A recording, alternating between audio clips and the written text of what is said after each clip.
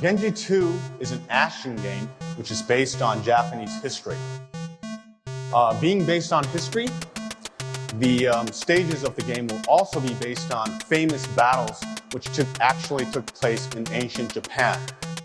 So here's this giant enemy crab. I need a segue to be a real boy, to like Pinocchio, Liza P. Didn't finish it.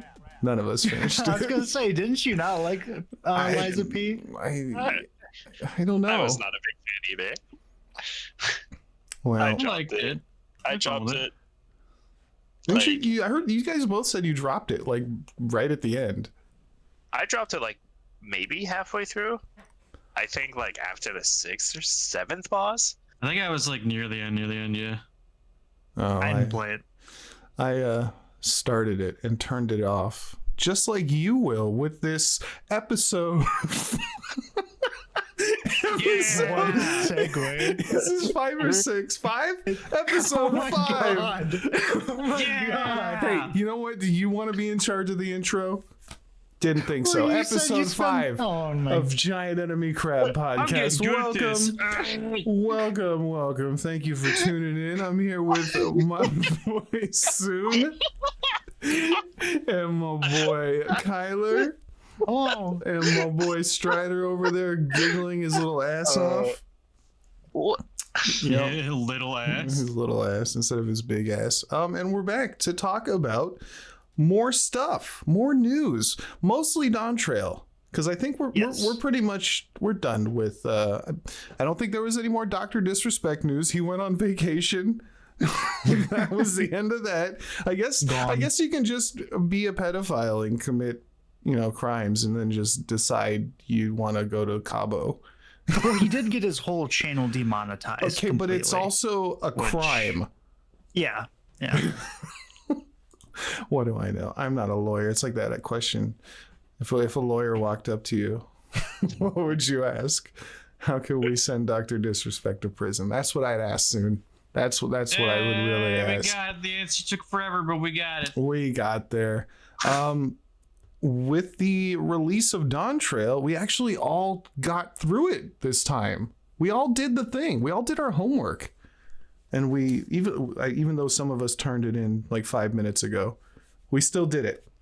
So before we get into that, y'all got any little bits and pieces, little things to throw our way? There's like a couple stuff. I know the Space Marine 2 beta, they canceled that. Oh, that's bad, right? But It's like disappointing, potentially bad, because usually the reason betas are released is because they do very well at like hyping up a game to get it to release. Like it just helps sell games. So the fact that they're not willing to do one anymore is kind of worrying. Okay. Which sucks too, because the gameplay that we've seen, or at least the videos that we've seen, I guess, do make it look super promising. It looks like a really good game, and even the game modes that are going to be into it look like they're really fun because it's multiplayer. It's not just a single player game. I so thought it was like God of War with Space Marines.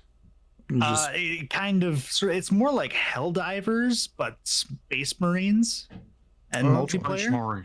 Okay. Yeah, I like the sound of this. Yeah, it looks really good, to be honest with you. But the issue with all these like gameplay trailers and stuff, until you have the game in your hands, is the whole thing with Anthem, where all the gameplay they showed was actually just like a rendered scene and not even real. so who knows what we'll actually get. Well, I've asked you guys before, and Space Marine seems to be the only good games out of this whole wonderful, like, I love the lore of this Warhammer world. There's some ones that aren't terrible. People like Vermintide and those horde shooters. It's definitely a staple of the franchise. Space Marine sticks out. what a great endorsement of the gaming part of Warhammer. There are some that aren't terrible. Yeah. Is it wrong well, though? A lot get made, and then it's not all of them are great. Like, it's not. The majority, they range from bad to mediocre for the vast majority. There's a few standouts. It's crazy just because like the lore is so interesting. Like I don't know anything. I've never played any of the games for any good length of time. but I'll watch shorts about the lore of Warhammer all day long. Like, that stuff's dope. I think they could make a good game out of that.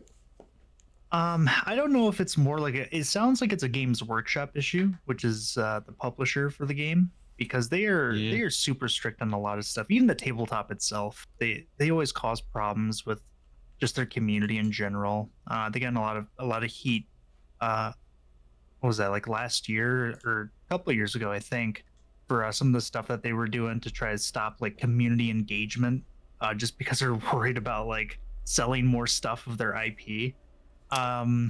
Is that kind of like Blizzard locking it down, saying we're not going to let Dota fly again? Yeah, we own everything you do. Yeah, that's pretty much what it is. And it's really unfortunate because there's so many people that are so passionate about the franchise that like it's hard to believe that anyone would do it. And the main issues people have with the franchise is how expensive it is to just play the game, and people still do it beside that. But you can see in the video games too that they make, where they release a game that like isn't that bad, but you only get like 1/8 of the game. Yeah. And then you have to spend a bunch of money to get like all the other stuff, and it's just not worth it. Like Gladius, Warhammer 40K Gladius is an example. It's just unfortunate. But yeah, so hopefully it's not a bad sign, but it is unfortunate that they did cancel the beta. Okay. Well, I hope it's good. that's all I got. Like, I can't. It'd be cool to be kind of sucked into the world with something there, because, like I said, the lore is dope. I just don't have any good way to get into it. Oh yeah. Without spending $10,000 on little action figures. And then you gotta paint them. And nah. Oh, you don't like painting?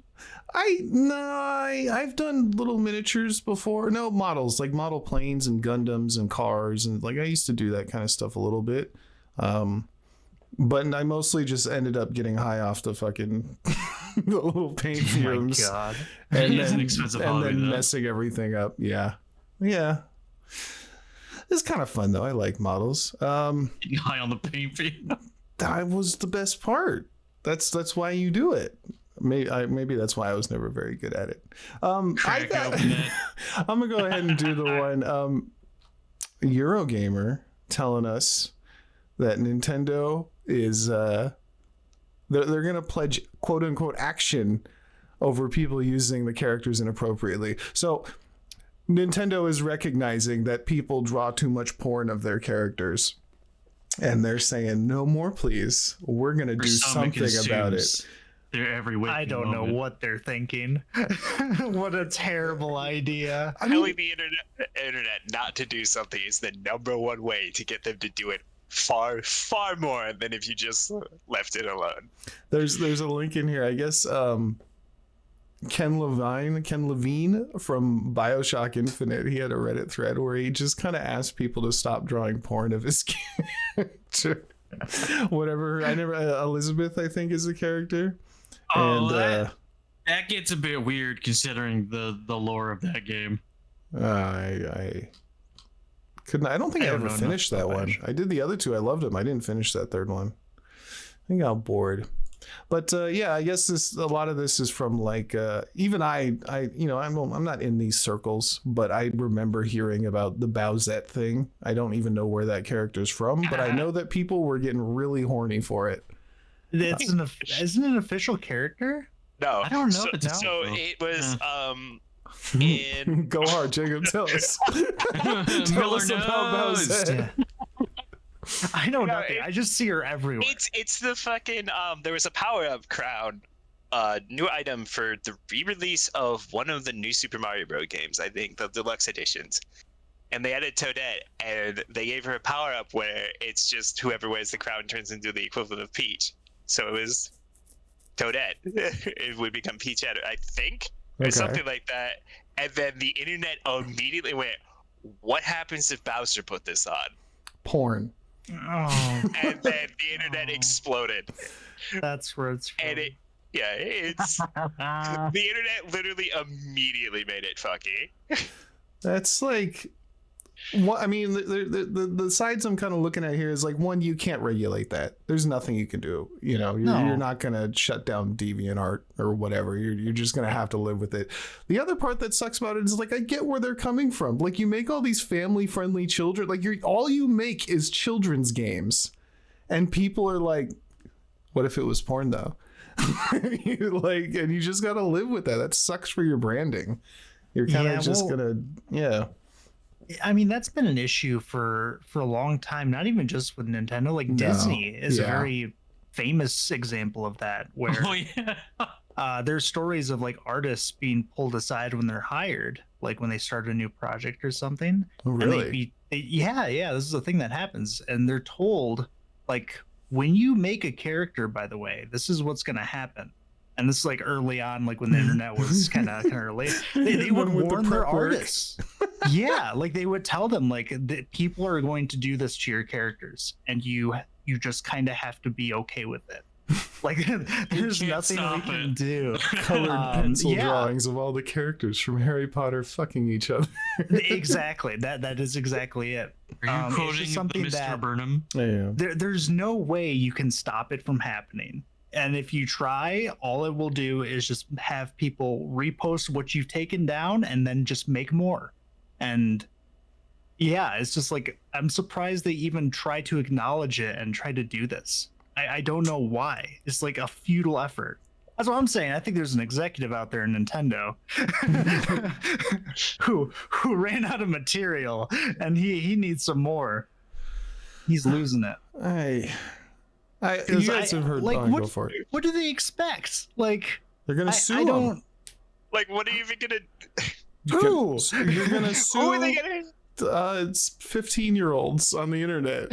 I don't know. It may just be like they just have to say something, you know, like, we know and it sucks and we're gonna do something about it. We just can't tell you what it is right now because it's impossible.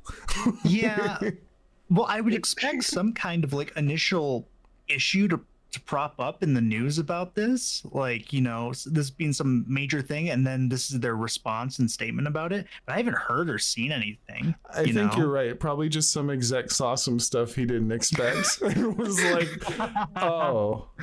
We got someone who just discovered it. He probably was like, he's at like the July 4th gathering, and he's like, oh, well, yeah, I work for Nintendo. He's telling his niece, and he's like, oh yeah, these are some of the characters I created, and this is Bowser, and this is Bowsette. What's that? Oh my god. You know, that actually might be it, because I'm gonna be honest, I actually didn't know that Bowsette was not an official character. I didn't either. I totally thought that they were, because like their design is just like, it's just Peach with a black dress and Bowser's horns. Yeah. Just make all the characters really ugly from now on. Like what they did with it does though. It does work, because you remember what they did with Space Jam 2? They made Lola Bunny ugly and unsexy, and everybody was mad. But I'm betting that there was less Lola Bunny porn. I feel like there's not. I I don't know. People still did shit. I'm not about to do that. I'm not about to do the research. They already had their their prime version. They're not gonna fucking drop that. I'm not gonna die on this hill. I'm just gonna let that hill exist in solitude. Are you gonna get the porn community mad at you? I don't care. Come at me, bro. No, don't. You probably stink. What if they did? Some swole guy shows up at your door. I'll ask him if he's a lawyer, and then I can ask him what to do about Nintendo. What you can do about Nintendo? Watch out, he might be one of the Nintendo lawyers. I don't know, man. Like, over. You guys have heard me complain, and I think it's not about anything specific, like any specific property, but I just kind of get tired of seeing everything get sexualized on the internet. Like, it's just grating to me at this point, and I don't know if we'll ever evolve beyond that. Everything has to be sexualized, and I'm not perfect either. I've made my Final Fantasy character do the jerk off motion pretty much every time I log in. But I just think it's funny. It's not a sexual thing to me. It just cracks me up. Anyway, we're done with that. Any other news before we move on to the Final Fantasy I just spoke of? That's a big fat no, apparently. So I guess not. Dawntrail. How you guys feeling? Ooh, I like Dawntrail. Do you? Again. I guess before we start, like, what is your, if you were to rate it out of 10, what would you rate it? Compared to what? Well, just like overall as like your time with it so far compared to the last expansion. I can't and also rate it what you against were the expecting. other. I can't rate it against the other expansions because it's a different story beat, and they've decided. It feels like they just went back with, well, this is how we did it in A Realm Reborn. I don't know, whatever the first one was, and they're just like, we're just going to do that again in a different place, quest wise. Story wide, no, it's not the same story, but everything's going to be kind of slower paced, and it's an establishing aspect. Yeah, I definitely feel there's some problems, but I can't speak to the story whatsoever because, like a lot of people, I hit escape, click, skip every time anything popped up, so I have no opinion. A lot of people seem to be very opinionated on the story and characters involved. What trips me out is this is a game. I once made a Reddit post on the Final Fantasy subreddit. This is for Final Fantasy 14. And I just said, I don't like this time gated feature. And I got blasted. Like, people were so mad that I would ever say anything wrong with the game whatsoever. They loved the idea that you couldn't do all the stuff you wanted to and you had to wait till next week, and it was my problem for not understanding MMOs, and I'm kind of in this camp where I'm like, yeah, I get that MMOs do that. I've played WoW, I've played this, like, I don't like it though, and I'm not allowed to not like it. Apparently they got mad. Yeah. I'll have to find it again because that cracked me up. I woke up the next day with like 50 new messages. Like, oh shit. What's so crazy about that post too, it wasn't just because I understand like why they have it like that, because it makes sense. I get it. But the answers that you got weren't like even trying to explain why it was like that, or just anything reasonable. Yeah, nobody was saying like, hey, they stagger it for everybody, and just reasonable things. No, they attacked me personally. You're wrong. It was like very, like, almost reasons that didn't correlate with what you were saying. No, it was 50 responses of because fuck you. That's why. Like, that's all it really was. And I was like, all right. So I've kind of, the community trips me out a little bit about that game. And it's funny in the comments that I've read about the game since, like, people know that the community is like this with like its toxic positivity about the game. And I get some of that. I mean, like, I really like parts of the game. I love the dungeons. I love the raids. I love the end game content. I don't love anything else. Yeah. I guess and that's why rating is hard, because most of the things that I really enjoy about Final Fantasy aren't in there yet. True. It's the 0.1, 0.2, and so forth patches are going to be where most of the stuff that I enjoy comes from. We didn't even do that stuff before, though. We just could never find enough people. I mean, even still, we have raids, alliance. We have normal raids, alliance raids. We have the Criterion dungeons. Yeah. We have the extra dungeons and trials, of course. There's more dungeons and trials. Yeah. Before we get into that, though, one thing that did come out with this expansion is the graphical update. Because I could not tell the difference between the graphical update from when I started playing again. I didn't know there was one. Until just now, I didn't know there was one. Yeah, there was. And I actually looked up a video which shows someone recorded a video of like old like footage of before the update, and then the same footage after. And it's actually pretty crazy. like what they've done. Was it like it is. Cutscene crazy, or was it no the gameplay? whole game? They changed everything. There's only like some equipment sets that were not changed, and it's not just textures that they kind of redid and revamped. All of the metal rendering has been improved significantly, which I didn't notice. All of the aetherite crystals are improved significantly as well. And the most prominent change was the lighting engine. Yes, the lighting is the big change that I noticed immediately. Oh my god, it's unbelievable! You don't notice it if you've been away for the game for as long as we have. I mean, I noticed it right away. Just because the thing that actually told me is the glamour set I used, the little flames that came out of my shoulder have like the lighting will change as the day progresses, and it starts like the soft glow during sunset. And the entire environmental changes, especially like mounts and things, just the lighting engine is very noticeable. Like during sunset and sunrise is where you really see the difference. Everything looks significantly better lighting wise there. And the shadows on characters are nowhere near as harsh. I didn't even notice if you look at old footage, when there's a shadow like on your character, it's almost like just pitch black. Like that's kind of how they did the shadows. And I never pay attention to it, so I didn't notice. But it's like so much better now if you go and look at it and compare and contrast. And it's not just Dawntrail; it's the entire game. They did it to the whole game, which is like, that's huge props. I can't imagine any MMO doing that for being 10 years old, plus 10 plus years old, and they're redoing the entire graphics for the whole game. Oh, yeah. That is a monumental task. I mean, WoW re-released their whole game and they didn't change shit. They're like, here's this old ugly garbage, suck on it. And people did. The most of what WoW did was they changed their models, like the character models, the NPC models. Yeah, but all the armor and stuff in World of Warcraft, like if you have old armor, so you're just the old armor still looks the same. Looks terrible compared to everything else. And that's what's worse is you'll be walking around people that have like all the new stuff and you just look like dog shit. But FF14, they're planning to do pretty much all the armor. They added new animations to the mounts as well. They didn't do all the mounts, but a lot of them have new animations now when you're flying around and you're moving. They're more complex now too. I didn't even notice that.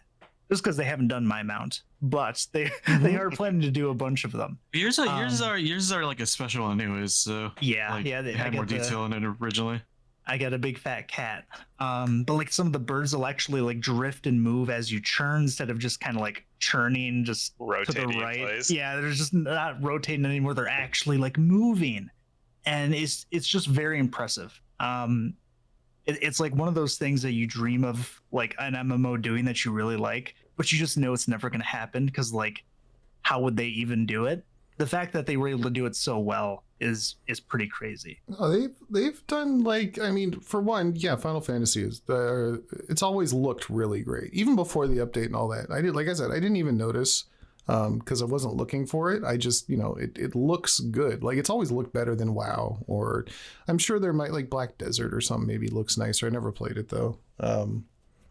But it just, the landscapes and your characters and wandering around the little town, like it looks fantastic. I much rather prefer the aesthetics of this game over other MMOs I've played.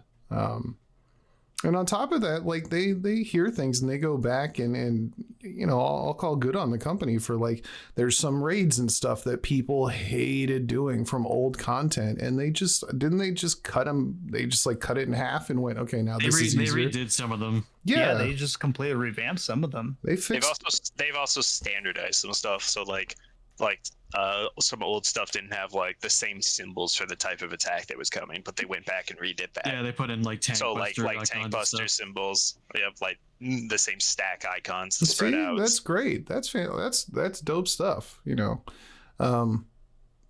I'd imagine one of the harder parts is getting new people to really join in on the game. So you gotta keep up with that stuff, and they're trying. But yeah, there's. One of the main things about Final Fantasy that's hard is you want your friends to play with you, but man, they got to sit through a lot to catch up to you if you've been playing it all. Like there's so much, like, because WoW, you can just skip stuff and go straight to whatever content you want, as far as I understand it. Technically, yes. Although at the same time, I'm not exactly a fan of that, because now the story of WoW is super disjointed and fucking weird. Yeah. Well, with Final Fantasy, like, we've recommended it to numerous people and they just can't get through the first 60 levels, because it's a lot. It really is a lot to, like, and I noticed that when playing this expansion, like, there's more pros to go over, obviously. You know, there's really good stuff going on here, but there's some cons during the main quest line that you're doing for the expansion, where I was sitting there and I was asking these guys, like, how could I recommend this to somebody? Like, this is nuts. It's yeah. Well, let's go over it.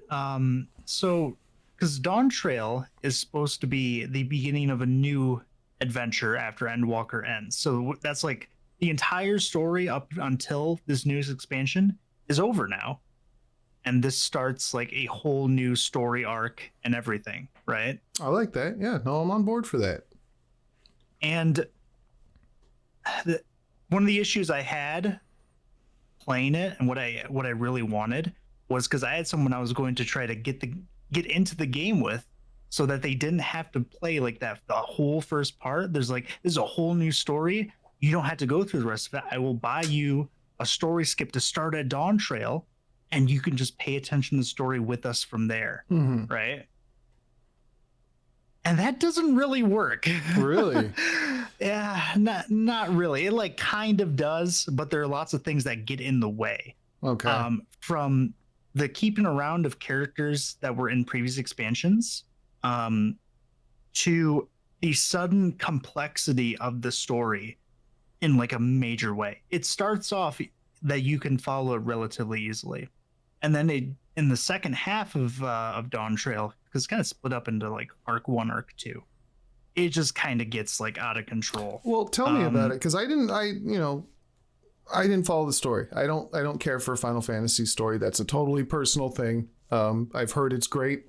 Tsun loves it. I just choose not to sit through it. So what the story, as far as I knew from what I picked up, is, you know, you kind of show up in this new place, and spoilers from here on out, obviously.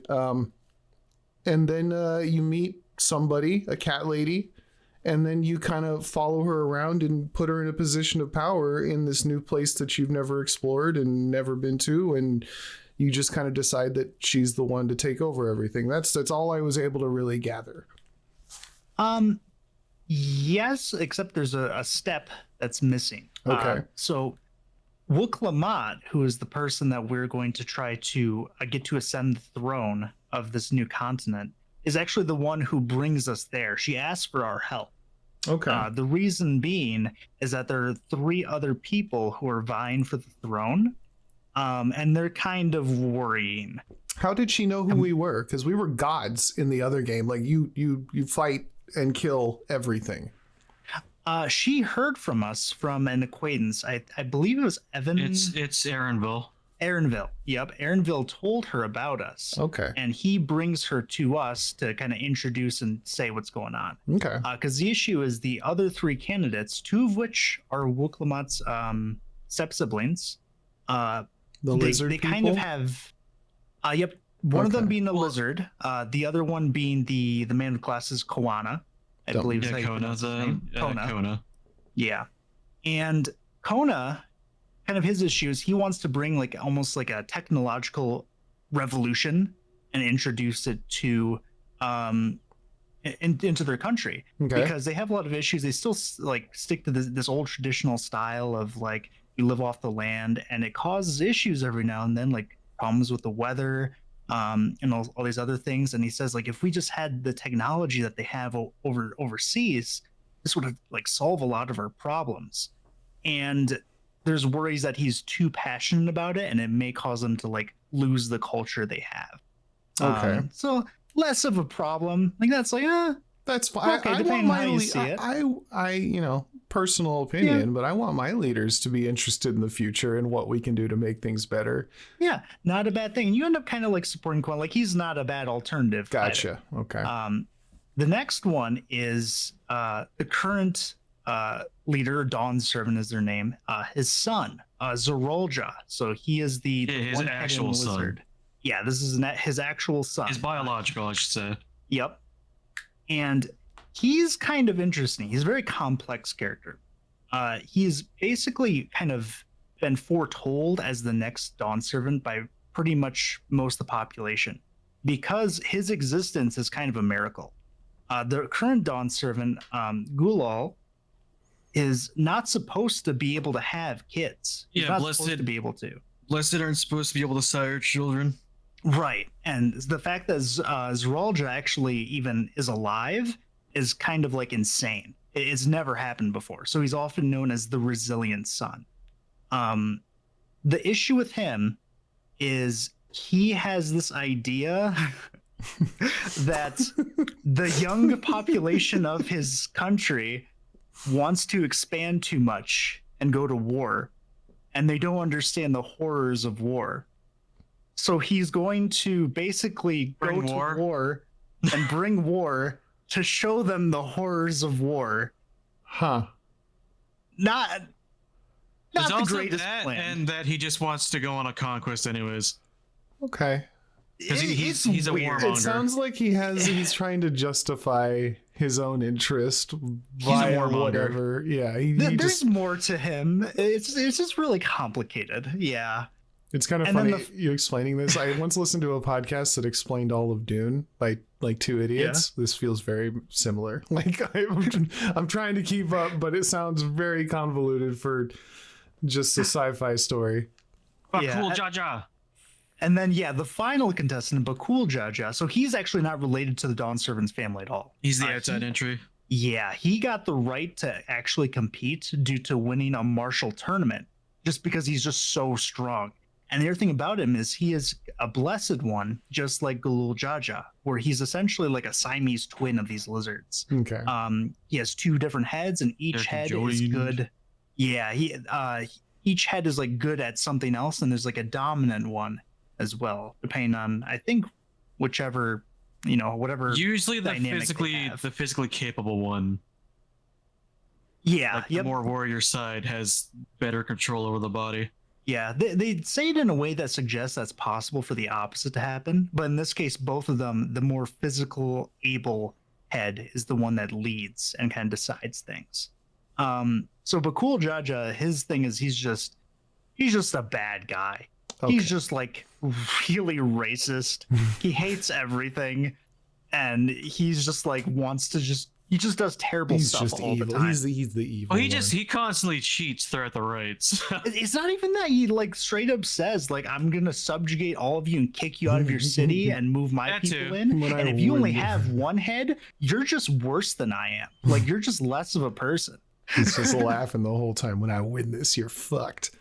Yeah, honestly, he's like the baddest bad guy. It's like cartoonish almost. Yeah. It's kind of crazy. But yeah, that's like the setup, which is actually pretty cool. So you get to kind of like follow Wook-Lamont on her journey to do these trials to prove that she is the one to be the next Dawn servant. Now, is Wook-Lamont, does she have... should we be helping her? Pretty much either her or Kona are like the best thing. The thing with Wook-Lamont is she basically wants to keep the status quo. She just is all about peace and love. Yeah. All right. Yeah, that's kind of her thing. So it's like the safest option. Okay. And this is where like the community problems come in. What everyone says is kind of the issue. I've heard people say a lot of bad things about her. It's centered around Wook-Lamont a lot. So she is like basically a princess. She's like a Disney princess. And all of the trials that you were kind of guided on are essentially done to teach the traditions and culture of the nation. All right. Which is really weird for someone who's lived here. I was going to say teach to who? Like, it sounds like, because I remember when you walked up there and like the first thing she does is show you all these pillars and stuff. Like she knows the history as far as I could tell. Yeah, So and it's kind of strange. So I guess it's to Like- teach you, but they're saying it's to teach her, even though she Yeah. already knows. So all right, kind just a of little funky writing there. That's all right. Yeah, it's kind of funky, but there's still a point to it. It's to help her grow as a person and actually become someone worthy of being Dawn's servant. But they're just not told that, and they're just sent off on this quest, and that's what eventually happens. But the issues with Wookiemat themselves and kind of how the story is written, one thing people don't like is the fact that Wookiemat is clearly the main character. Your character is on a backseat the entire time. We're more of a You- mentor role. I've seen that thrown around a lot. I kind of disagree with how it's portrayed, or at least like how it's written. Mainly because the party that you're in are pretty much everyone you've known up until this point. And honestly, they're mostly the ones that are like encouraging her and going on talking to her. And then you drop like a line of wisdom 3 times throughout the expansion with her. And that's really but I had to speak to Wookiemat so many times. That was my quest every day, all day long for 3 straight days. Yeah, so some people felt like it feels really bad that we're not the main character and Wookiemat is. You've been the main character for like the last several expansions, though. We have. I'm not saying that they're correct, but that's just like a general consensus that's kind of been, not a consensus, but a generalization that's been met, and a critique that's seen a lot. That seems kind of like iffy to me too, because like I know I haven't followed the story. Like I've gotten bits and pieces there. I tried to watch breakdowns that were Final Fantasy story told quick, and the video's 5.5 hours long. And I'm like, nah, okay. But from what I did see, like it never felt really like my character. Maybe that's my fault. It never felt like Mr. Broly was the end all be all. Like every time we went and did something crazy, like it was a whole gang of weird looking people. Yeah. You know, it wasn't just like this solo adventure. Like it felt, you know, there was I think I'm more okay with that, you know, idea of being introduced to the story as being a side character, I guess. You don't have to be the main character. It's fine. Right. I don't have an issue with it. Not all the time, no. Some people do. The other major critique to go along with it, with that though, is that Wookiemat is a very boring character, and it feels like that they just do not belong here. They lack like all the qualities of a leader. That's what I was asking like, about. Like completely. Okay, now go for it. I have no knowledge of what I mean. I just heard her speak a few times, and I was like, I don't like this voice acting or this accent or whatever's going on here, and I just kind of didn't listen anymore and skipped. No, we can go over the voice actor too. I did some research on the voice acting too, because that we did the English version of the game. And there's definitely like something kind of up with the English voice actor. They seem less experienced or something, or the direction with the voice.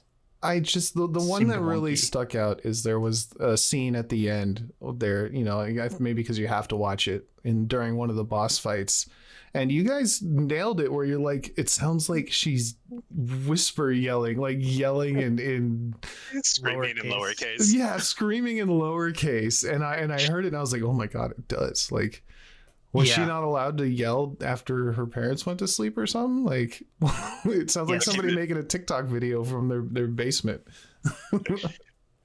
Yeah, one thing that doesn't help with the Wookiemat's character is the voice actor themselves.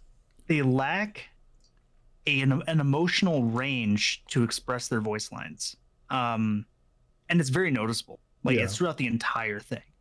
Regardless of what you think of the accent they're doing, or you know, that's kind of a personal thing, but it's definitely notable that these scenes where she's supposed to be yelling or like emotional and expressive are not sold very well. Yeah, go for it. Which doesn't help. And I actually looked into the voice actor, who is Senna Breyer. She's the one who voices this. And that's because she's actually a new voice actor. Why would you have a new voice actor on? Okay. Yeah, she from what I can tell, she only has around think like 5 official like credited roles. How did she get that job? This one.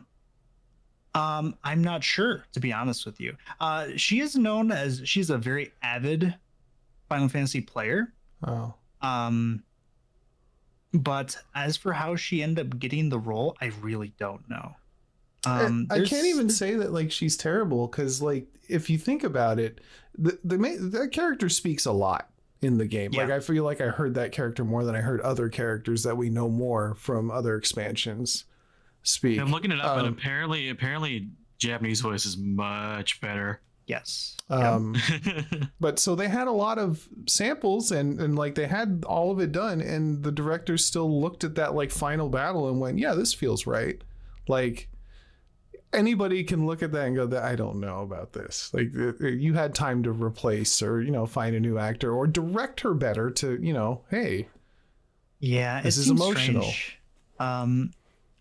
And I've gone to her YouTube and looked at some of their voice acting reels as well, and they're actually pretty good. They have a crazy range of voices they can do. They have a bunch of male and female roles. They've been in the new Sandlot, which is the new game based on Dragon Ball. They've been in Need for Speed, or yep, sorry, that's the one. They've been Hold on. You said Sandland? Yep. That's a show I saw pop up. That's based on Dragon Ball? It's Akira Toriyama's last work. Yeah. Is it in that universe? I believe separate universe. Oh wait, it's a prequel. Is it maybe? Yeah. I thought so. Yeah, but I just had to think about that. Yeah, were people speculating it was like prequel to ABC's World? That's neither here nor there. I hadn't heard at all. I'd seen that name a bunch, but I just didn't know. I thought it was its own IP. And either way, you think Dragon Ball when you see it. Okay. That's kind of the thing. Yeah, they actually have like a crazy range of voices that they can do. So I don't know if it's just this particular voice they struggle with doing those kind of things, because they're not like that bad of a voice actor. It's just something about what they did is very noticeable by lots of people. It feels like it's a sum of the whole thing, right? Because it's a kind of a strange story. You're not the main character. It doesn't bring anything from the old stuff. You have this voice actor who seems kind of iffy. You have this MSQ that's kind of, we'll get to it. And it's easy to kind of look at this voice actor, because I have seen a lot of, hate basically about the voice actor.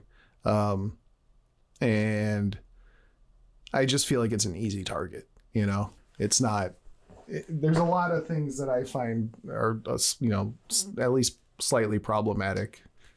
It's just another thing to add on top of a bunch of other negatives about way more fixable stuff. Yeah. Yeah.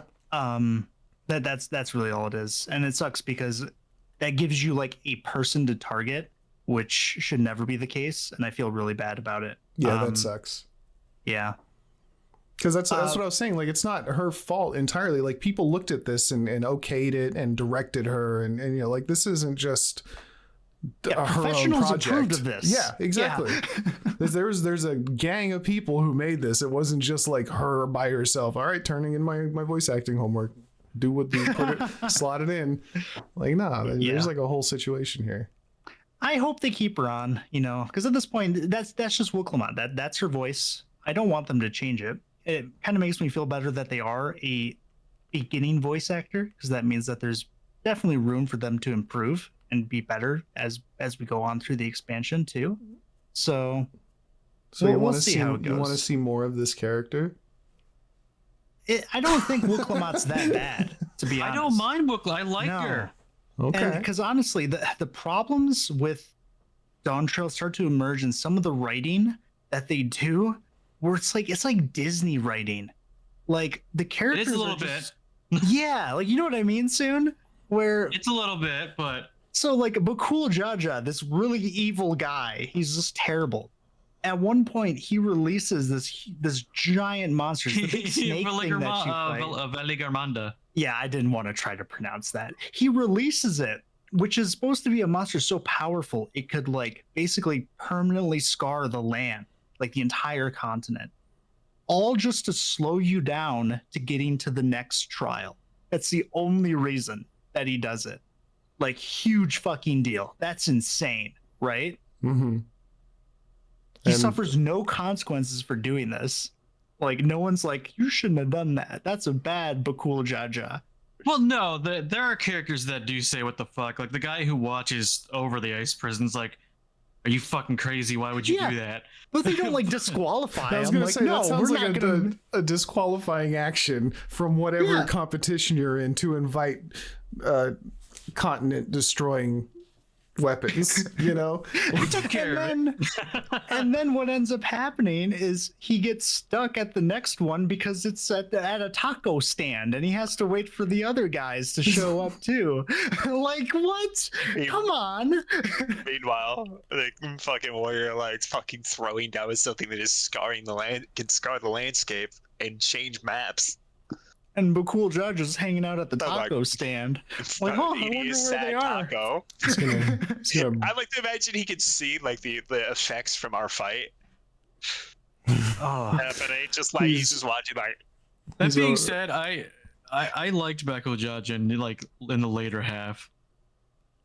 I kind of had an issue with it because it was a weird thing knowing the shit that he's done. Yeah, because what ends up happening is Wuklamad beats him in a fight. And suddenly he gets all good and he's like, oh, my bad, guys. So that's what you mean by Disney thing. Like, it just ignores things that should be stuff. Well, things that should be serious are like put aside for like a minor moral situation. I mean, you do find out after Wilkenbach beats him that there's some fucky shit going on with the Blessed and how they're created. I mean, sort of, but like his only issue with it was more like the pressure that he had from like his village. Well, there's that and the fact that like in order for Bakul Jaja to exist, like hundreds and hundreds of other unborn had to die. Yeah, but he's still super racist. And also, I don't know where that part's coming from, but no, that's totally a thing. Like, no, that's what I'm saying. No, I don't know where that part of his personality facet comes from, but yeah, that's strange. I think that has to come with like how high they put the Blessed on a pedestal, but I don't know. Well, like in terms of weird story writing, you would write that like the character who had the villain who had the idea to hit like, oh, I can hit this nuke the good guy button and literally launch nukes, and then they like choose not to in a moment, like that would be the writing. It sounds like in this writing, this character did hit the nuke button, and then even though they still lived, they were like, oh, that's all right, dude, like you're fine. Like, don't worry about it. Like, yeah, like you what can't is really, happening? You can't really justify unsealing it, like something that potentially threatens an entire country, right? I will say that's not even like the worst thing the villain character did, though, because Zerulja does worse. Yeah, and then there's Zerulja, who I don't know what's going on with him. He's just evil. He's so weird about it, though. Like, the reason why he's evil makes no sense to me. I just don't understand. Because he has this thing where he is kind of buckling under the pressure of being the only sole son and impossible child of Galul Jaja, who was so powerful that he had like united all of the nations that were on this continent just because he's so fucking strong. Well, you find out he does it through more than just force, but well, yeah, but still, the dude's basically the warrior of light on steroids. He's insanely powerful. And what really sells this idea is, do you remember fighting him at all? He had that one spell where he throws the fireballs. Scenario, yeah, it was a solo scenario. Do you guys remember that? Yep. Because he tries it twice, right? Yes. Because the first time their head is covered up and / dead, and so he can't do it. He's like, oh, right. But then the second time, he fucking almost kills you. Yeah, what you don't even realize at first when you first fight him is that half of him, the other head, a head of wisdom, which like is the one that the spellcaster, or yes, a head of reason, is dead. He's that old. He's like about to die. Yeah, they did. Well, they because they initially say he's sleeping, and yeah, you find out later that no, he's been dead this whole time. Like the guy's just a unit, and Zerolja has to like compare to him, and they already call him the prophetic son, the resilient son, the next dawn servant, the next miracle child. Yeah. And he's like, what the fuck do you want me to do? Like, my dad already did everything. So, I mean, kind of... Is the country in turmoil for him to fix? No. Yeah. No, so... they're all one nation. All right. So, he kind of just buckles under the pressure. That's why his wanting to go to war thing is strange. It is, yeah. Because I guess, like, he wants to surpass his dad by just uniting the whole world with war. So all he wants to do it through war force. is bad. And stop war by conquering everything. And the first step to do that is to kill his dad. Yeah, peacemaker. I don't care how many people I have to kill to bring peace. Fucking mess, man. It's like a mess. His like aspirations that are weird too, because you'd have to beat Ghoul. Well, I mean, it shows in the right succession that he couldn't do it because at the point you fight the shade of Galul Jaja in his prime, and Zerolja he just straight up fails. Yeah. I mean, well, like when you fight him, the shade, it's like 1 on 8. It's a party of 8, yeah, and you barely win. And yeah, like I mean, the one guy, the elector for that even says like, you would have stood a better chance if you had let your advisor help you. But Zerolja is like, no, fuck you. Yeah.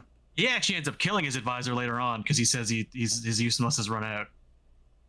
So that's kind of he's just evil. Yeah, that's kind of my problem with the writing. It's just like it's like this Disney evil style. For the sake of evil. Yeah, just no. It doesn't make any sense. It's kind of silly. Like you can follow it, but well, why? I mean, we've just seen, at this point, we've seen tons of villains we kind of agree with in stories, and to just have like a cartoon, like Emmett Selk was one of the best written in the entire fucking game. That's the guy. That. He's the Hades fight. He was the one who was always talking shit. He'd like show up and just start talking shit to you, right?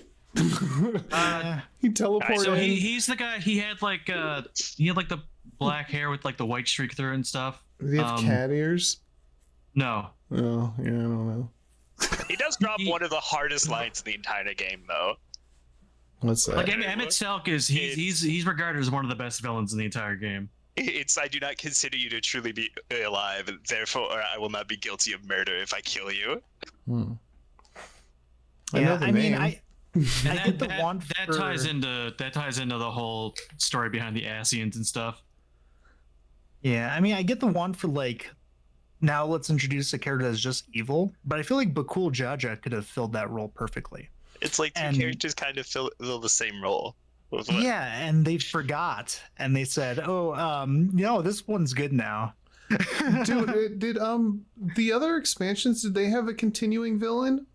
Or was it just one villain per expansion, kind of?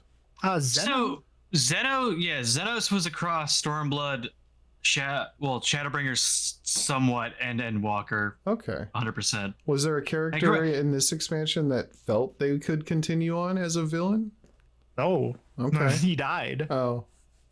Okay. Yeah, well, because he was introduced as like a problem that he'd be able to like now. Oh, okay.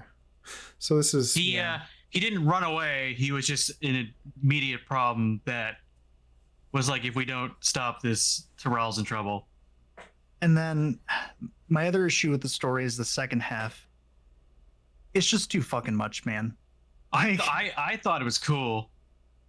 Like, yes, it was a lot, but at the same time, I was like, oh, we get to learn about another reflection, and they got these cool like robot tech and stuff. That's what I'm saying is like, this is supposed to be a new story and a new start, and like that's what I thought going into it. And like if I try to introduce someone into this, they're like, yeah, here's like this almost Aztec culture that's going on, this Latin American culture. Things are like easy to follow. They're kind of like goofy. No, you can follow it. Anyway, so here we have the multi-dimensional fusion reactor over here. So here's this giant enemy crab. Yeah. I mean, at that point though, do you think that maybe it's purposely, I mean, maybe not purposely, but there were some things in this game that I thought were kind of done out of like, it's fine, just do it. Like that kind of attitude was presented to some things.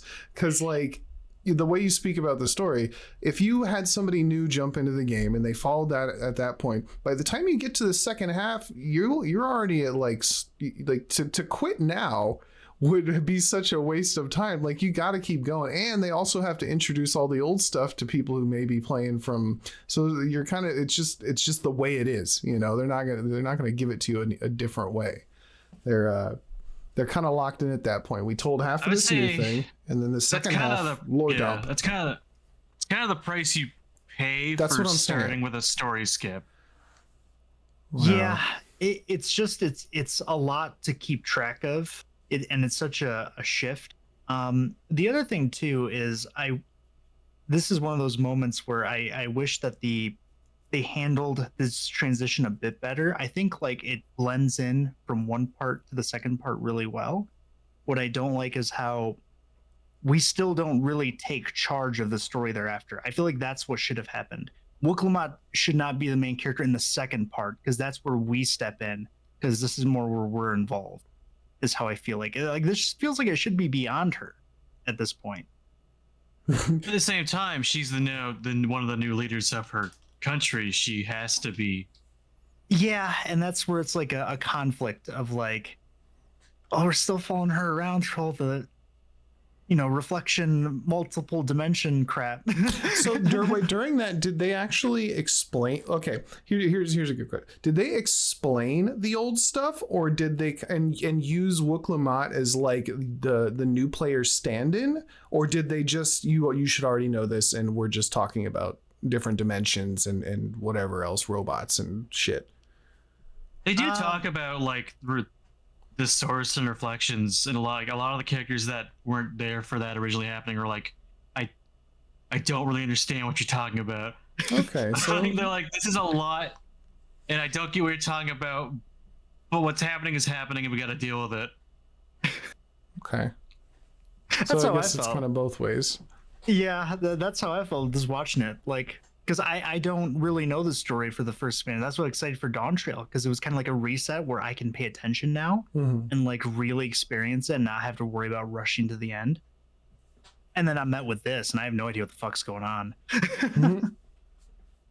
See, I didn't mind it at all, because I have, prior knowledge from playing through all the other ones, and I thought it was really cool to have more reflections come back and find out, like what we have now at the end. We have that relic, we have the key that could lead us to other ones. I don't. Which opens up a bunch of potential future things. Yeah, I mean, it's not what I was hoping that it was going to be. Like, when this is supposed to be the start of a new story, and it kind of just ends up, well, we're going back to what we were doing, but it's just in a different dimension. It's just disappointing. I was really hoping for like the same breadth of story that the first one was, but told for where I can follow along now and don't have to miss out. And now it kind of feels like I'm written and being kind of punished for it. That's the real thing. They're still trying to punish story skippers. Yeah. I mean, it's fine. I'll just skip the story again. It's not that big a deal. Like, mission accomplished. I don't care that much. Like, just write me a book. If I buy the game, just send me a book. I'll just read it. Because at this point, it's so difficult to just actually consume the story with the way it's written. The MSQ is so outdated with how it's set up, and I'm just so sick of it at this point. Like, it's not, even when you skip the story, it's just a slog, and I don't understand. I just wish they would change it. It's just really like the big flaw I have with Final Fantasy XIV. Well, what were you saying, Jacob? What? Not related to that. It's just I found it amusing that I immediately could peg who the final boss of this expansion was going to be, who was going to be the major villain, the exact second I saw them. Probably because they had like a bunch of hyenas behind them and they were singing a song with a bunch of Nazi imagery. But no, I realized it immediately. Like the exact second I saw the character, I'm like, if I'm wrong, I'll be surprised. But like, I think I know who we're gonna fight at the end by the end of the expansion. Were they trying to keep it a secret? Was it ever like... I don't know. It's literally like the second I saw the character. I mean, I wasn't paying attention to the story or anything, and I still managed to figure it out immediately. He will do as all beasts do and bow to strength. that was the line. I'm like, oh, he's the bad guy. No, not him. I'm talking about the final trial boss. Oh, yeah. I just found it really amusing that I was like, we're gonna have to fight you at the end of the expansion. I know it. I didn't even pay that much attention, I'm gonna be real. But it was just like it's just like it's just from like how I felt, like how they structured the design. I'm like, there's like, because I was like, this is a new character for this part, so they're gonna be the final boss. Yeah, I don't have an issue with like predictable story. This is because it's predictable doesn't mean it's necessarily bad. I think it's fine. It's just really funny that like even with not paying attention at all, I was still able to get that correct. Like immediately, like the immediate vibe. It's like a Scooby-Doo show where they're like, where's the secret book? And it's the one book that looks different from all the other ones. The old cartoon, rainbow tilted, pulled out partway out. Yeah. No, but to answer your question, Tsun, like the way the MSQ is structured of this whole walk here, click on this to wait 3 seconds for someone to a chat box to show up, to walk somewhere else, to click on this to wait for 5 seconds. Oh, it's and worse then click than on that. it again to wait for another 5 seconds, and then walk all the way back to where you started. Like that whole structure.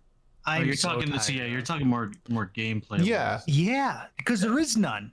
The gameplay is atrocious. It really, my experience is limited. I really enjoy parts of the game. I'm not interested in the story. I genuinely thought at points that the game was being satirical with what it wanted me to do. Like, I questioned whether I was being fucked with, because there's no way you could make a game this boring. Like, this is not, I'm not even doing anything. I haven't done anything this whole time, and I will continue to do nothing from the looks of it. You made me click on a point and wait there, and this is without skipping anything. This actually, you click the point and you wait there. A timer bar pops up, and you wait there, and then it says, oh, guess you're not done waiting. Wait again. And then you click and you stand there. Same thing. Bar pops up, counts down, and then it says, still nothing. Better wait again. And then you click and you wait again. And I thought, what the fuck is going on? What? And then after doing that, you have to walk back to where you were before.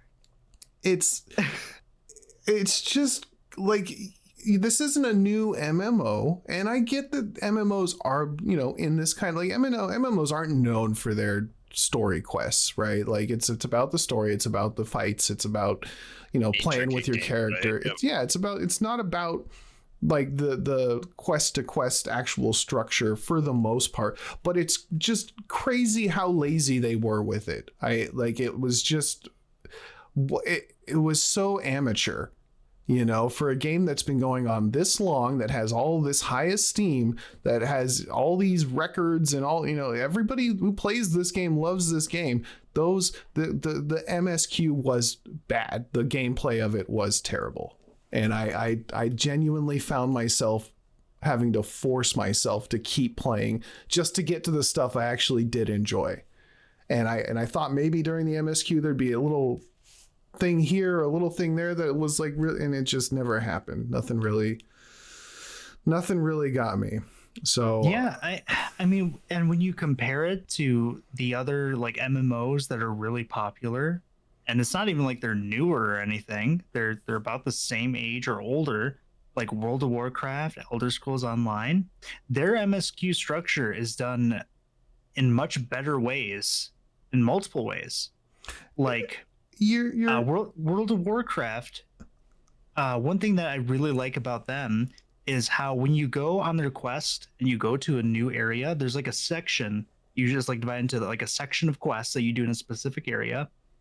And the map there and all the enemies, like you can immediately see visually that there's something happening here. There's like either things fighting, there's some huge monster in the background and it's like going crazy, or they're like everything's on fire and you need to figure out why, right?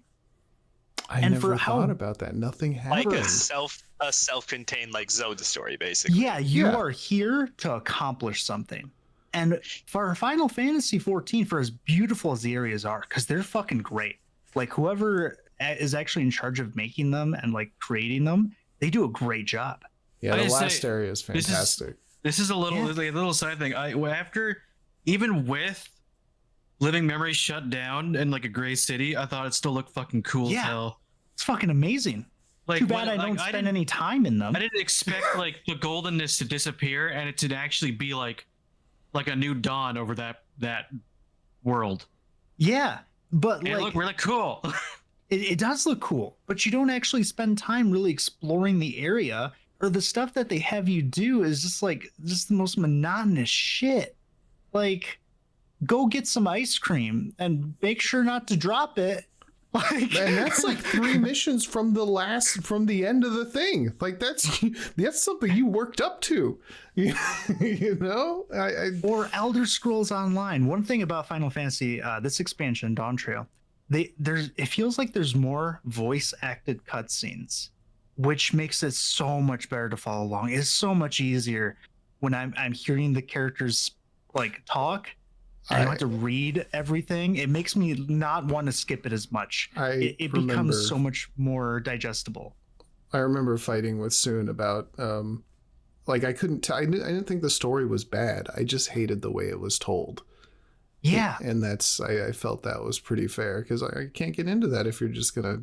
I think the reason I argue against it is the fact that you say that, but you didn't pay attention to the stories. Because there's only select scenes that are voiced, and it makes everything else there's so many important details that are just hidden in text you have to read, and these seemingly benign conversations that happen constantly. Yeah. And in comparison, Elder Scrolls Online is fully voiced. Not just the main quest, the entire game. And it's even bigger than Final Fantasy 14, and it's fully voiced. Every side quest, every character, everything in it has full voice acting.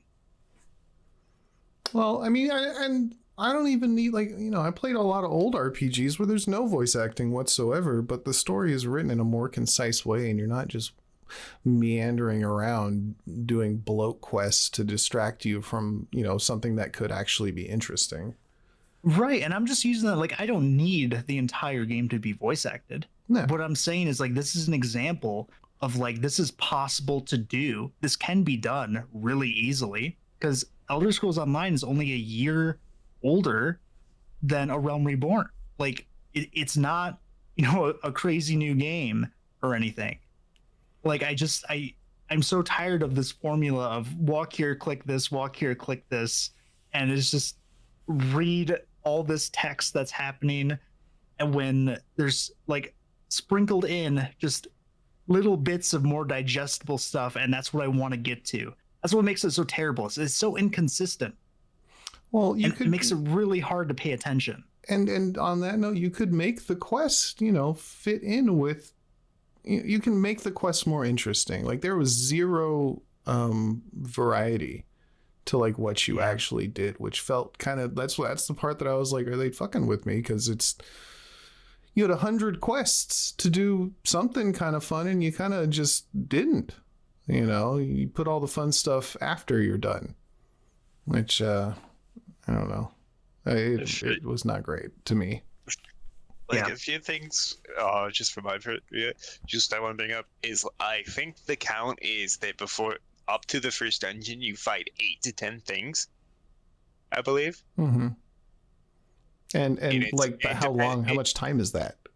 That's for me, it's probably about 45 seconds in total. Because I just blow up whatever I'm fighting. No. I mean, how much of the game have you? How many hours have you spent playing the game, watching the story, before you get to that first dungeon? and actually do something. It was like people were saying like 5 to 6 hours. That sometimes. Is such a commitment for no gameplay. Is something like that? Yeah, that's kind of right. Especially, it's not like I don't know. It just feels like a really weird ratio. The gameplay to walking around doing nothing ratio is pretty skewed. Yeah. It's a problem. It's one that's always been an issue for me. That's why I skipped the story, because like there's no way I'm going through that. I just don't have time. I mean the other thing that I felt was a really big issue with like how important it is that the number one foundation block that everything is built on, A Realm Reborn, is such a goddamn slog in terms of even the story. Because that originally I was paying attention, but the story just got so monotonous and so much of a slog that I just wanted to be done. Like by episode, like the early level 40 quests was where I just went, I'm done trying to pay attention. This is too boring. Mm-hmm. It's too much of a slog. I still have 100-something quests to do before I'm out of A Realm Reborn. Yeah. Well, I don't remember that story. I don't want to hear a recap, but was it just like kind of cookie cutter fantasy? I mean, it's or cookie cutter Final Fantasy. It's just not like there's one point where I think you've like filled up a bucket of water as like part of the story, and they like brought it someplace because they were like asking you for a bucket of water. It's like okay, but it's like also like, and then it's just like 5 paragraphs of like very not important text, and I'm like, cool. I'm just very disappointed the fact that we're still doing this in Dawntrail. Yeah. Like this was such a great moment with like there's so many things going for it for them to really mix things up. And even if the story they told was shorter, like if you just cut all of part 2 out, just did part 1 but just executed it like in a way better way, I think it would have been fine, honestly.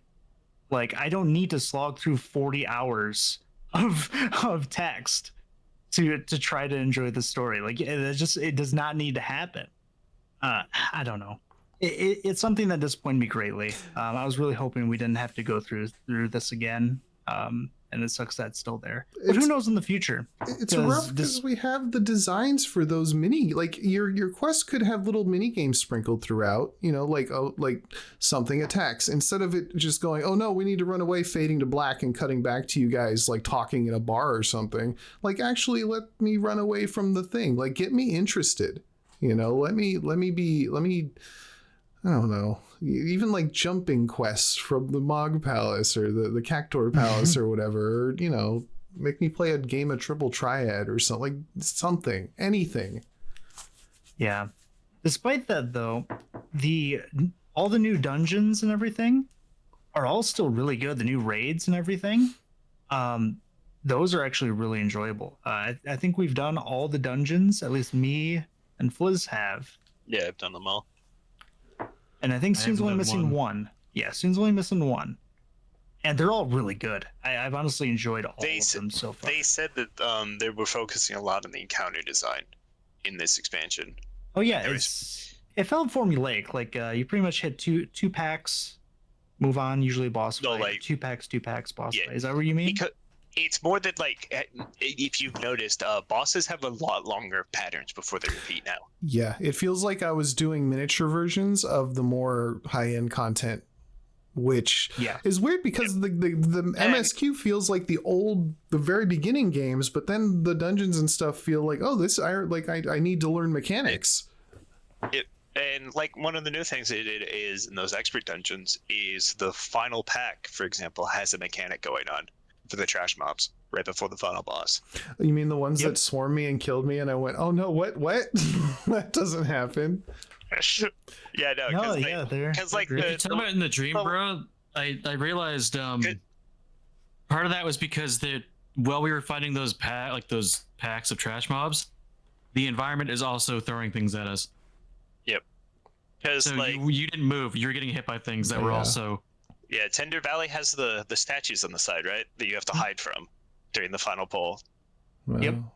I ignored it all and just died a few times. Yeah, in the Dream Burrow, they were throwing like ice cream and shit at us that was doing damage because it was like Nightmare Cream or something. I don't know. Nightmare Cream. I don't know. Blanket Everything was ghost supposed to and be a nightmare nightmare. cream. They were fucking killed you. I enjoyed the last couple of things we did. I don't think I cared too much for the first dungeon or two. I think I fell asleep a couple times during a few of the runs.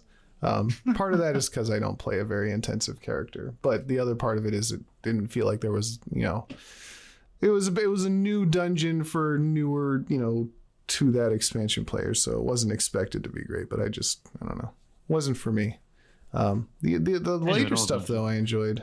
How did you guys feel about that last boss fight and ending situation? If you want to go there, Phase 1 is fantastic. Phase 2 is kind of it peters out. Yeah. Well, it feels like that section where she just does the same attacks over and over happens too soon. Because I don't mind that it's a thing, because it was a thing with the Endsinger too. But it happens when they have like a fourth of their health left. And I feel like it should happen when they have like a 10th. Yeah, I was actually like, it's super. I mean, they both happen. They both happen at the same time, I think. It was super anticlimactic for me, just because I was really hyped for the fight that was going on, and then you get to the cutscene part, and you kind of, the game has kind of trained you to be like, all right, now here comes like the tough part where you got to just stay alive and keep doing your thing, and while this other cinematic situation's going on. But it really wasn't. The boss just kept like smacking into areas over and over again until we won, and then you watch cutscene, and that's that. I mean, I think the other thing is that it's just Endsinger 2.0. It's the exact same thing. Yeah. Where the final phase is your victory lap, but just done way worse. Yeah, it was. Yeah, I was. Because you don't have every character try in like the Endsinger. Your damage isn't starting to ramp up, and like the animations don't give the same impression of like this. Like because the Endsinger just starts flailing because it's so desperate to stop you, but it can't. Meanwhile, the final boss is just like, cool, it's just repeating the same two attacks over and over. Yeah. Maybe that's what was kind of rough, because from what I'm gathering, it seems like a lot of the stuff so far is stuff that Final Fantasy has already done. This is just kind of a lesser version of it, like it's already done the beginning of a story that leads into more. The boss fight's kind of the same thing as a different one. But just not as interesting. Maybe because it takes place, in a new start. I don't know. Rather than Endwalker or whatever we were doing. I don't know the names of the things. Whichever one had that one fight, that was pretty epic. That's the problem. Is like it feels too similar to the stuff it's already done.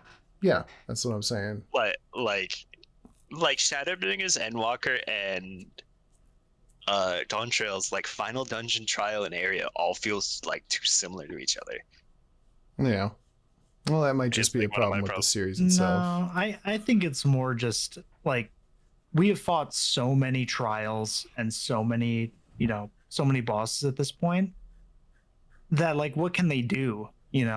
I feel like there's going to inherently be similarities, and you're going to have that feeling of I've done this before. Just as a thing. And honestly, the other thing too is if you want that difference, we should be doing Savages and Criterion dungeons. Like that's what that's for. I think how it is perfectly fine to just end the story. Because you gotta remember too is like we've done a lot of really hard content, but a lot of the average and casual player base, that's still pretty difficult for them. I forget that sometimes. Because basically, like people were complaining that the final boss is like Savage Light move it does at half health is too hard. Right, that's what I'm saying. I didn't have any issue with it at all. I didn't even know there was a move. Exactly. So I don't have any problem with the final boss, or like the difficulty for it. I just think again that one section where you go into that final part. It should happen closer to like 10% health instead of like a fourth of the entire fight is that. That's like my kind of thing with it. As for how it all goes down, I think it's perfectly fine. I mean, it's because I think it amounts to roughly 1/5 of the health because Wuklamad takes off 10% herself. Oh, yeah, that's true. Okay, so it's around like where I expected then. Yeah, I guess just more of like I wanted more of the actual fight. Is essentially what I'm saying. That's kind of what I was saying. Is it's not bad. It's like this. Everything sounds serviceable, but nothing's really stand out great. Was there anything in this expansion, not graphical, but like where you were like, oh wow, oh shit, that's really cool. That's pretty dope. They did that.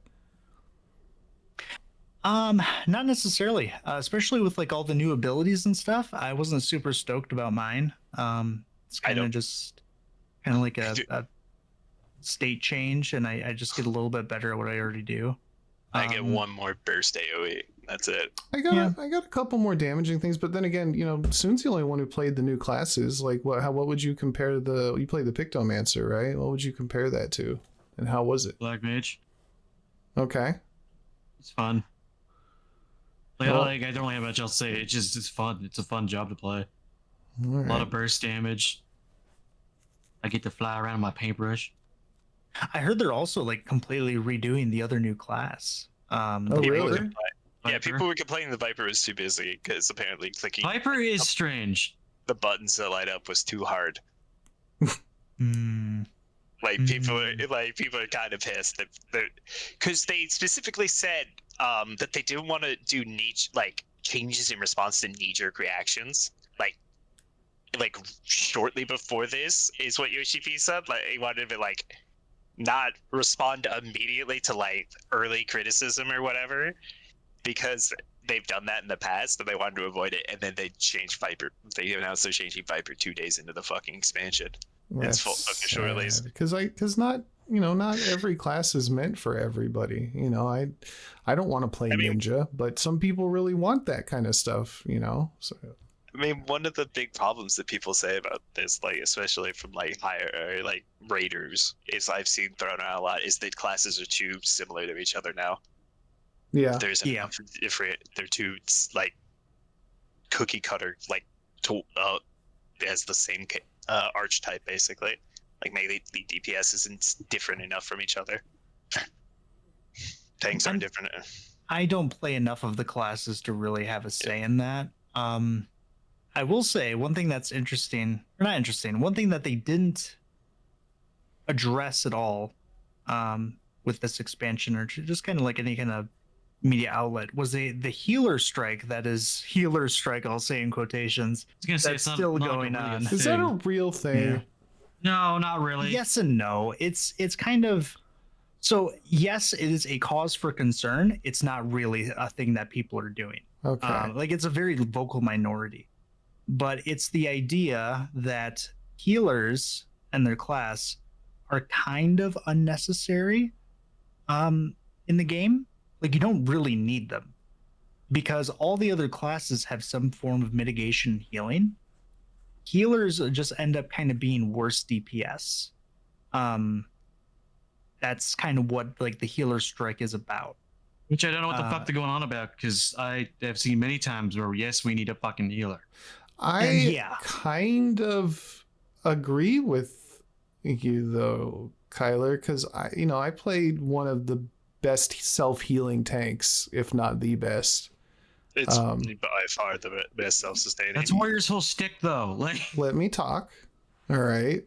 And I have had more dungeons than I expected where my whole team wipes and I'm just kind of beating up the boss by myself. And even if I want to, I have to purposefully kill myself so everybody else can play. So I can see there's dungeons where I'm like, man, if we just had 3 DPS, we'd be done. This is nothing. Oh yeah, no, that's definitely especially since some thing. DPS have res. They can raise you anyway. So if your tank dies, they come back up and then start healing again, and then you just have way more DPS than healers. So I can kind of see that, because I played my other high level class was an Astrologian, and there were quite a few times, even before this expansion, I haven't even touched them in this expansion, but before, where I was spending most of my time trying to figure out how to do more damage rather than healing. Yes, it is an actual thing, and it's definitely real, where healers, I as a healer main, that's what I do. There's a kind of a problem where I have so much healing in my kit that I don't really need any of it. Yeah, for the most part. I don't actually need any of this stuff. the main thing is like when you're playing at lower, like with randoms and just people that don't know what they're doing. Yeah, I'm going to need it because people are going to take a shit ton of damage. They're going to die and we might wipe. Sure. But when you get to either playing with a certain group of people or you're playing at like a very high level, healers are unnecessary. And this is actually true with a bunch of raid groups, like high level raid groups. They don't use healers. They go tanks and DPS, and sometimes not even tanks. They just go DPS. Yeah. And they're fine because they're just that good at the game. And you can compare and contrast that because you don't see tanks like, tank strike. We're not need a DPS, just mitigate and heal. It's really stupid thing, but it is definitely a cause for concern. Where the fact when we're at that higher level, when we're doing Criterion dungeons, right? It is at such a difficulty. You don't need my a healer. Healing yeah.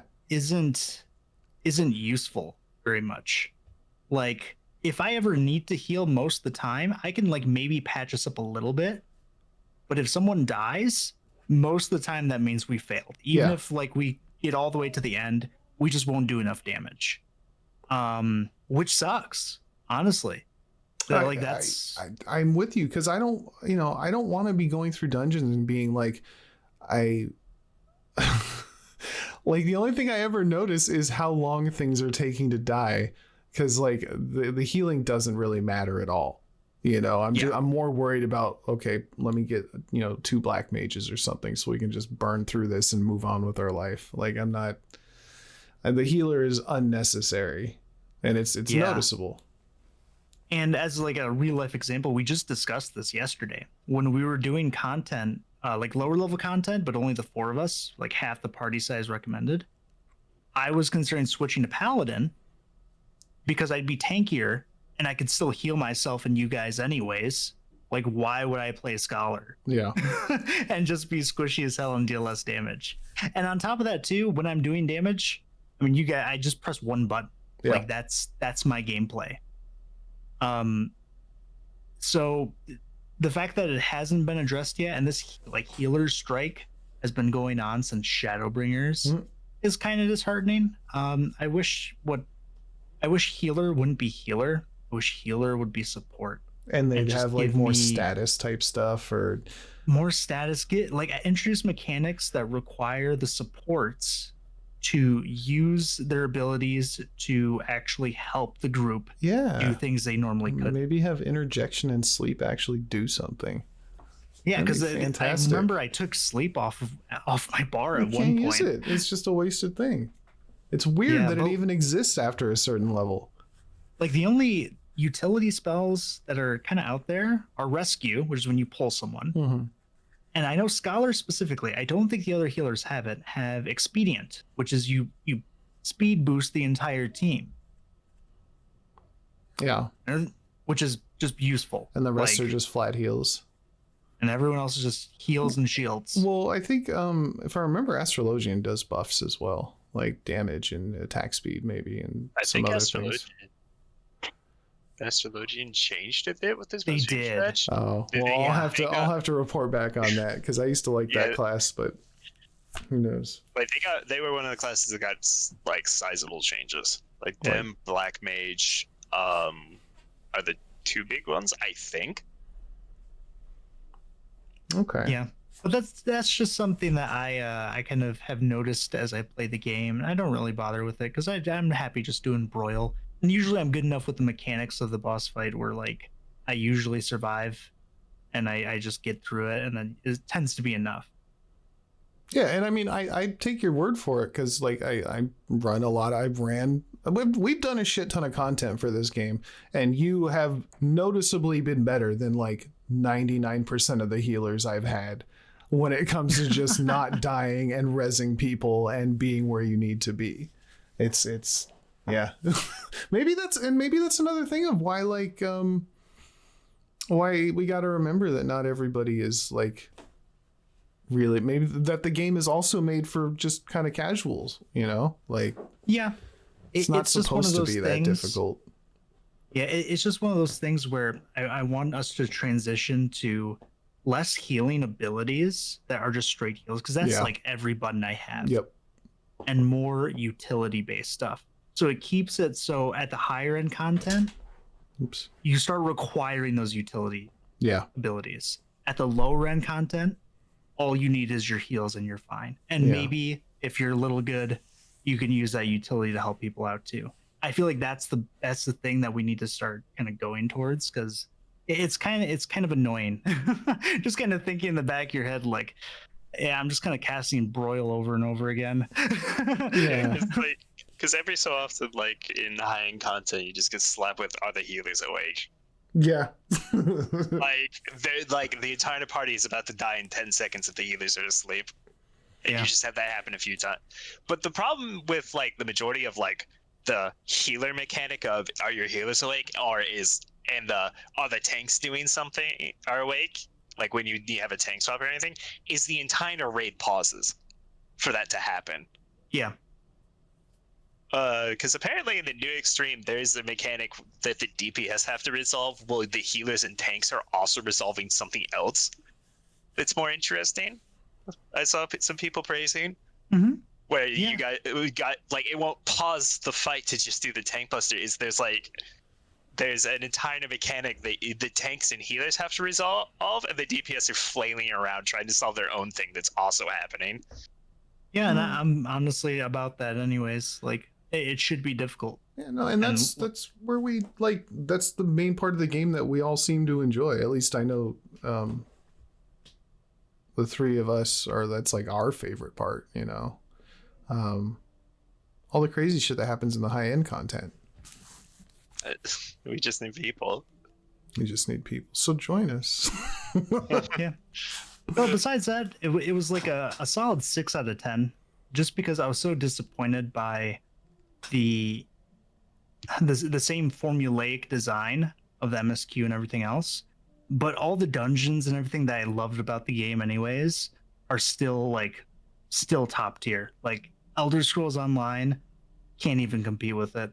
World of Warcraft, I still can't really compete with it. It's just way better, in my opinion. I find WoW's rating kind of a mess. Yeah, but you know, the trade-off is PvP and stuff. So yeah, PvP I've never been into, so it doesn't bother me at all. I have, and I think I could play Final Fantasy every day for the rest of my life if they had a decent PvP system, and they just don't. I don't know what they're trying to do, but they can't figure it out. But the game, I guess, isn't made for that. Yeah, that's my final score. 6 out of 10. 6 out of 10? How you feeling, Strider? Where are you at with it? I don't know, because, like, the thing is, like, there's still so much more to come.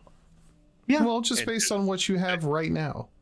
But, like, that part's, it's probably about the same as 6 out of 10 for me, but it's for sure going to go up as the stuff releases. All right. Because all of my favorite stuff is usually either the raids, the later stuff, yeah, or like the dungeons and trials that come after are always usually even a noticeable step up in quality. Yeah. Because I still think my favorite overall trial in the game is Seed of Sacrifice. Which one's that? That is. Does that block the sword? I like the one where you block the sword. That is that's not cool. That one. It's the one where you basically fight the Final Fantasy like one character logo. Oh, okay. Oh, all right. The one that where he starts limit breaking during the second phase. I don't remember. I'm gonna be real. It's the one where you have to mash, and if one person fails, everyone's fucked. Oh, where everybody's falling in a circle? Yep. Oh, okay. Yeah. All right. I like the one that makes you play that makes you play Fall Guys. The dungeon. Oh my god. That's my favorite one. Tsun, what do you think? What's your rating? 7 or 8 out of 10. 7 or 8 out of 10. Anything that you really liked about it? Improve. I just enjoyed myself in general. Okay. Cool.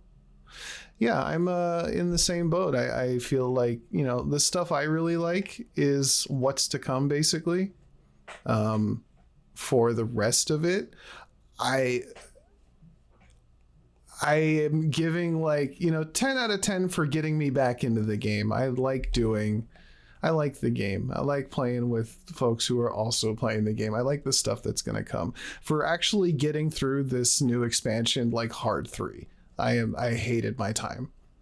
I really did not enjoy my time with this. I had to force myself multiple times. I had to take multiple breaks.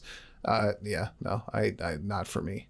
But just to me, Yeah, I'll let you finish. To me, it's just eating my vegetables before I get to the stuff I actually like.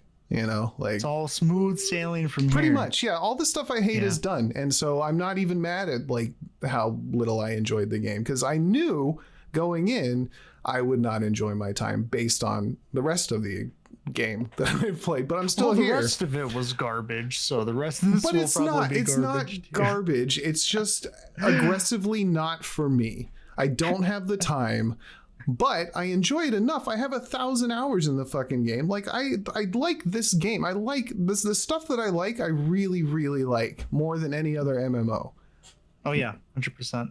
I even like the crafting stuff. I was up till 5 a.m. and, you know, just making tortilla presses or some shit. Like, I like that stuff. You guys don't even like the crafting. I like the trying. crafting. I just haven't done it. You know, My crafting I'm busy is doing level battle 1. stuff. so you I've done a know, lot of fishing.